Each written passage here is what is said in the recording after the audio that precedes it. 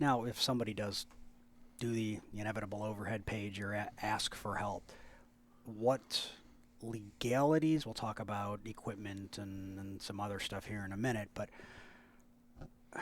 are we putting ourselves in any type of legal risk by doing this, or is this, kind of standard Good Samaritan type posture that we're in here, or how does that play out? That's a very good question. The nice thing, at least, is in the United States, we have the Aviation Medical Assistance Act, which is basically the Good Samaritan Law for in-flight emergencies. Yeah, nice. And it does provide good protections. The big caveat is that if you do something outside of your scope of practice or training, and I know scope of practice has a very specific meaning in EMS, but it's a little bit more loose when it comes to this. It's basically, as long as you're not doing something so outside of your training that you have no protection for. But even if it's not explicitly in your EMS scope of practice, if it's something you could conceivably do and it's within reason, you are allowed to do that in that moment. It's not, you're not following your specific medical director or state scope of practice laws. Like, you do have some extra leeway in that situation. It's kind of like operating in a very austere environment. It's kind of that kind of way of thinking about it. And that's true for anyone. If you've been trained or it'd be reasonable for you to do with your level of training, you can do it, and you're protected, provided what you do is not completely negligent. So if you do something like if you just stab someone with a needle that is completely not in the right place, then yes, you're not going to have protection for that. But if somebody gets hurt because of your care, but it was reasonable and no one would call it negligent, then you're fine in that situation. The one caveat is that you can't technically take compensation, which could be if they comp your flight, they upgrade you to first class, they give you some voucher. You could take those things. That's completely legal, but that might nullify the protections that the law provides in that situation. I'm not saying don't take those things, because the odds of somebody suing you in this situation is extremely low. If you just stepped up out of the blue and helped someone when you're on your vacation or something like that, most people are just going to be grateful you tried to help. But it's also nice to have that extra layer of protection, which this law provides. The one caveat to this is this only applies to the United States. I was going to ask, so if you're over international waters, there is no law. Like I in that situation, no one is technically in charge. There's no law that tells you can or cannot do something. I would still say do the right thing. Try to help people. Like I find it unlikely that you're going to be held liable for a bad outcome if you tried your best to step up and help somebody. The interesting thing is that over some countries in Europe, it's not an option for you to help out. You are required to if you have the training. Wow. So I guess know the laws of the country you happen to be flying over, which is tough. So some people will say, I just order an alcoholic beverage on every flight so that I can say I am no longer able to help. I am inebriated in those situations.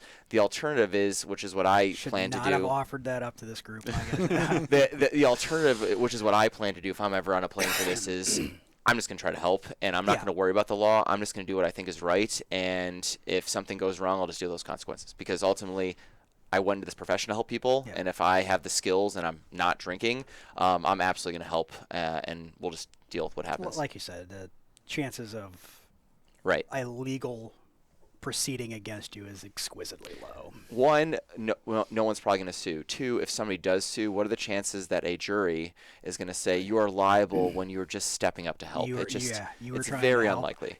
At 32,000 feet, And generally, they overhead page that. They walk up and do it. Does it just vary by airline? Or? I actually do not know, because I've never been on a plane when somebody's called for help or a medical emergency. And by the time that I'm involved, when I was doing this job, like that's already happened. Like there's already someone helping in that situation. Nice. All right, now. But it's one. It's the data would say it's 1 in 600 flights. So if you go on 600 flights, maybe one will have this. So it's not common. Yeah. But for all you well-traveled people. But odds I'm are not that guy. there is probably going to be at least some physician or medical person on that flight or within earshot. I would always volunteer because it is the right thing to do. Of course. But if someone's already there and it's doing okay, it might be the door exam, right? Nah, they're okay. Yeah. It's just syncope, right? They passed out. Right. They're lying down, feet are up. Oh, I feel better. All right, they're okay. I've reconsidered that alcoholic beverage. Yes. I'll take that now. It's like a double in fact. But now, are we, if we did have to step up and help, would we be relegated just to our own eyes and ears, or are we going to get some basic equipment? What should the expectation be? So I don't know for international airlines, but at least for United States Airlines, everyone is required to have an emergency medical kit, so an EMK. And so this is a small kit with kind of IV supplies, some wound care supplies, and basically your ACLS medication. So it does have epi, atropine, it has dextrose. Some kits they're not required, but some will have Narcan, as well as some could have some extra medications. There are certain things that are required, and every airline must have it. And there are certain things that are not, that some airlines will have. Every single pound or every kind of like ounce even that that is added to the kit is expensive for airlines because they have to be added to every kit of every airline, and weight is money when it comes to these airlines. It's more fuel, and so most airlines decide to just do the minimum. Unless they're like, you know what, this may prevent a diversion if I have X, Y, and Z, so it's worth the added expense and fuel and cost to add this to every airline, so they'll add some stuff. One airline added Zofran because so many people were having nausea and vomiting. That made sense, and I thought that was a good high-yield add, at least to that airline.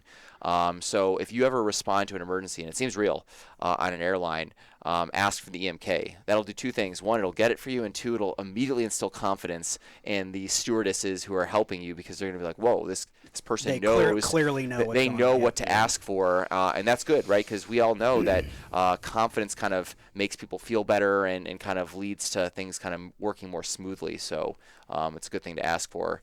The other thing that the airlines will have is a couple O2 canisters. It'll be 2, maybe 3 very small canisters. I don't know exactly the size that they have, but it probably is only going to give you of 2 to 3 liters of oxygen, maybe 30, 40 minutes total. So probably enough to put someone on O's and then land the plane, but not more than that. So this is not something that people can just say, oh, I need some oxygen for this whole flight. This is just for an emergency to kind of get people to the ground in those situations. In the kit, I'm going to guess they have a stethoscope in the kit. They do. They have a blood pressure cuff. They have a blood pressure cuff, a stethoscope. They'll have a glucometer, I believe. Not 100% sure on that. The good thing is there's someone on the airline probably with a glucometer. Yeah, so, exactly. You can also ask for that. Yeah. First page is for any medical professionals. Second page is for Someone any diabetics. Sometimes you have to get a little creative and ask for, other people may have stuff that is relevant they may be willing to share. And so if you think something is relevant, maybe ask for that to be announced and see if somebody else can step up and help you. So what about an AED? Oh, yeah, that's a good point. So there is an AED as well. And that's helpful because, if somebody is going to cardiac arrest, probably the only chance they have is if it's a shockable rhythm. Because if you think about it, if you're at the closest 30 minutes from the ground, plus another however long to the hospital, if somebody goes into cardiac arrest in a plane, the odds of survival, if you can't shock them out of it immediately is low. Right. But the good news is most people get on planes aren't going to suddenly die. And if they do, there's only a few things that's going to do that. One is going to be an MI and a shockable rhythm, and the other could be a PE. Right. If it's a PE, unfortunately, they're probably not going to survive if that's the case. And there have been situations where someone has gone into cardiac arrest over the Atlantic Ocean, and there's nothing we can do in those situations, which is quite sad, but it definitely does happen. Is there amiodarone in those kits, do you know? I don't believe so. Okay. Lidocaine? There is lidocaine, yeah. So it's old school ACLS. Very, very much old school and bare minimum. AED. What about a BVM? I do not know on that. I off the top of my head. I would like to believe there is, but there might not be. And I would assume something to deliver oxygen with, a cannula or... Yeah, there's definitely a cannula. There probably is also a face mask, but it's probably limited to that because you only have a couple you have these 2 to 3 small O2 canisters. There's not much. Yeah. It's really, if you're having a true horrible medical emergency, there is really not what you need there. The good news is those are exceedingly rare. As I said, 99% of the emergencies, with air quotes, that are happening on airlines are run-of-the-mill things that will get better on their own, which is nice. Well, it's not like the things we have to worry about just walking around. Like, people aren't going to get run over by a car. Correct. Right? There's not traumas. Right. You don't have to worry about someone accidentally losing an arm or right. having to do bleeding control. Right. But people on airlines, for the most part, are a healthier population than the ones we to are begin dealing with. Right. Yeah. Sure.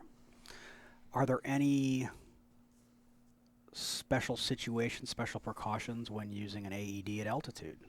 Or is it standard operating procedure? It would be standard operating procedure. Okay. And so I always recommend anterior posterior pad placement whenever possible. I didn't know that about you. Yeah, just because it's a little bit more effective than anterolateral. So that I would recommend doing that. I'm shocked. All right. Pun intended. And like you said, the stuff that you have there is going to fix the bulk of commonly presenting issues with the population that's there. Well, basic things being basic, right? Like if we're talking about simple things, syncope, near syncope, respiratory distress, lots of respiratory distress can be fixed with just supplemental oxygen, Right. Syncope, if I'd be awfully hard pressed, honestly, to start an IV on a dehydrated patient in an airplane. That sounds like one of the worst places that I could do, because I'm not great at starting IVs on patients that I don't have an ultrasound with, because I don't know how you are with your IV skills. Not very good. I had an advanced student ask me, like, how do I do IV starts? I'm like, I don't know. I need an ultrasound. That's how I do IVs. I don't just start on difficult patients. I have tools. So are you sitting here internally going, what's the big bounce deal? an airplane? Yeah, You'll be all right. Turbulence never hurts. That's right. Yeah. Doctors. I tell you. you guys would probably be better in the Yeah. Oh, Yeah, it's no, moving. Actually, just keep it moving. Yeah, right. Yeah. Can we find turbulence so I can be better at this? This is too smooth. I need you to go into a left-hand turn. I think it's important to remember too, like when you're talking about using your resources. So maybe it's a respiratory distress with asthma or something. In the field we may think, hey, we're going to give them our breathing treatments, our Duonems or whatever, but use their stuff, or there may be somebody there that can provide those resources to help. So it's just kind of thinking outside the box. You have know to, what I mean? right. I guess when you're at 35,000 feet, you don't have an option, but Yeah. It's not a box, the tube. yeah, exactly. Think inside the tube. Well, it's a respiratory patient, right? And if they have bad COPD, they probably have a rescue an MDI. Yeah. It's just not something we may be used to doing, but it's just thinking about it. So. Yeah, absolutely. But I'm sure there's an MDI somewhere on that aircraft. Yeah. Probably. That somebody has, right? Yeah. The issue arises when people are supposed to have it on their person, but it's in their check bag or something like that, and then they don't have access to it. So What that about can happen. EpiPens? I am fairly certain there is an EpiPen in that kit, but that's another thing that maybe someone else on the airline would be willing to spare their $300 EpiPen. Yeah. But you said that there's Epi in that drug kit, right? True. So, I mean, we can always draw up. That's true. I am Yep. Epi. Yeah. It was, I would the assume way it's- he presented it, I suspected it was cardiac cardiac epi. Yeah, 100 mic per milliliter. You just have to do the math to give them the IM dose. Yeah. And honestly, my personal, now this is totally off topic, I'm more leaning towards the 0.5 milligram anyways, IM. If I'm giving it, I want to give it, right, instead of the 0.3, so make it easier on yourself. Just, if you got a milligram in whatever volume you have, although you might be limited on how much volume you can push. Because it'll be in the 5 muscle mLs. space. It'll be 5 ml. So, but if you did 2 injections of 2.5 mLs, that could be tolerated Yeah. based on size of the patient, where you put it. Yeah. So, but again, thinking outside the box, that making what you have work. The nice thing is the kit's all labeled, so I'm pretty sure it'll have a list of everything, and then it shows the color-coded pockets to pick out everything. Oh, so very nice. it makes it nice and easy. Very nice. There's another question. Broslo tape. That is not going to be there. Okay. But you can fire up one dose I was just going to say, like, at altitude. well, I don't know if think we've gotten to this part, but if you're part of UH and you have under our protocol, we have that one dose app which does work without a cell connection. There are other apps out there will help you with aircraft emergencies. you paid for their Wi-Fi, so you can get on it even if it was a connected service. I'm cheap. I didn't pay for their Wi-Fi.